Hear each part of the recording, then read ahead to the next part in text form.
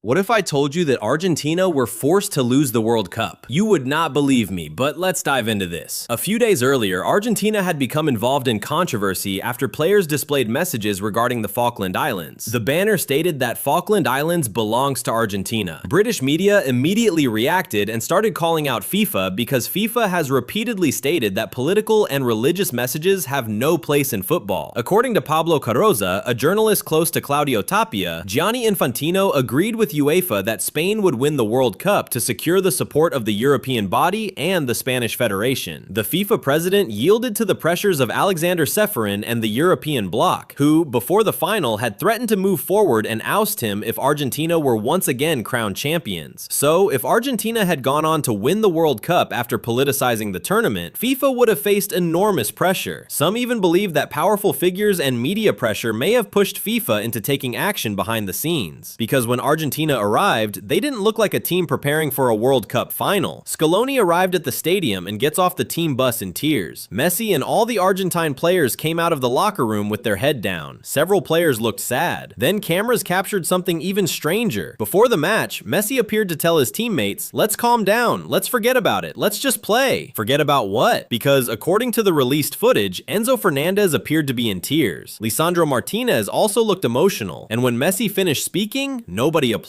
Something looked really off. Then came the warm-up. During the warm-up, Messi deliberately kept firing his shots wide of the goal. For a player who has spent more than 20 years placing balls into impossible corners, it seemed incredibly unusual. His shots were flying far away from goal. Then the match started, and Argentina suddenly looked nothing like Argentina. Simple passes went astray. Counterattacks slowed down for no reason. Players continuously passed backwards instead of attacking. They did not want to create chances. At one point, Alvarez found Messi with a through ball, but instead of attacking aggressively, he appeared to slow down. It seemed so strange. Then came the refereeing decisions. Spain did not receive a single yellow card despite committing 21 fouls. There were controversial moments involving challenges on Messi. Enzo Fernandez was eventually sent off. People immediately began asking questions. Even Lionel Scaloni's tactics and substitutions made no sense to many supporters. There was little to no midfield control. Messi and Julian Alvarez looked isolated. Cuti Romero and Lisandro Martinez leave the match injured, but they did not seem in pain or emotional. And perhaps the biggest mystery of all, where was Lautaro Martinez? One of Argentina's most important attacking players never came on. The cameras did not even show him. Then the final whistle blew. Spain's celebration was not that convincing, but instead of normal scenes after a World Cup defeat, fans noticed even more strange moments. Christian Romero and Lisandro Martinez reportedly did not shake Donald Trump's hands during the ceremony. Argentine players turned their backs during Spain's celebrations in protest. Messi reportedly was seen crying behind closed doors. Even stranger, Spain's celebrations themselves looked unusually restrained to some fans. They barely celebrated and carried the trophy away in a plastic bag. The family of Argentine players did not show up to the game. Messi's family did not attend the final. For conspiracy believers, all of these moments fit together like pieces of a puzzle. A controversial political message, emotional players before kickoff, Messi telling everyone to forget about it, unusual performances, strange tactical decisions, and bizarre scenes after the final whistle. But here's the important question. Were these signs that something happened behind the scenes? But one thing is certain. The 2026 World Cup final has left behind more questions than answers. And sometimes, when something feels too strange to explain, people begin creating explanations of their own. So, what do you think? Was it simply football? Or is this one of the biggest World Cup mysteries ever?